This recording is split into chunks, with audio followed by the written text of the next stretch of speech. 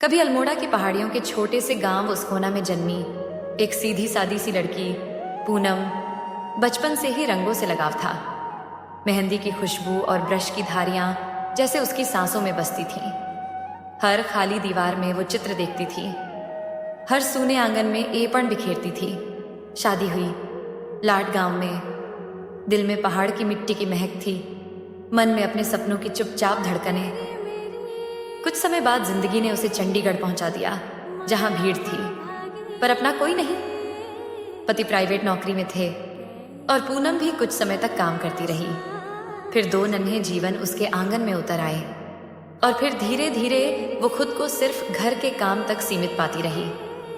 कभी कभी वो चुपचाप रो लेती थी, क्या मैं सिर्फ रसोई की धुआं बनकर रह जाऊंगी? क्या मेरी कला, मेरा हुनर बस यादों में ही रह जाएगा?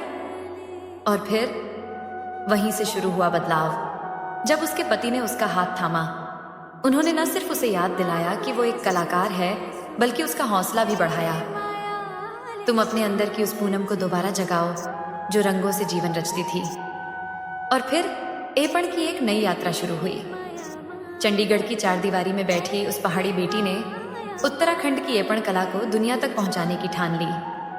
धीरे धीरे उसके बनाए गए एपण डिजाइन, पूजा थाल, वॉल हैंगिंग, उपले, शुभ लाभ, द्वार तोरण अब कनाडा तक भेजे जाने लगे। जहां लोग पूछते थे ये किसने बनाया, अब गर्व से कहा जाता है उत्तराखंड की बेटी पूनम लटवाल ने।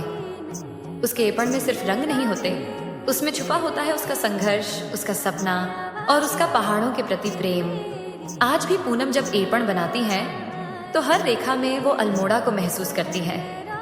मंदिरों की घंटियां, माँ की थपकी और बचपन की सीढ़ियां सब लौट आते हैं उन रंगों में। पूनम का मानना है अगर एक औरत ठान ले तो कोई दीवार, कोई जिम्मेदारी उसे रोक नहीं सकती।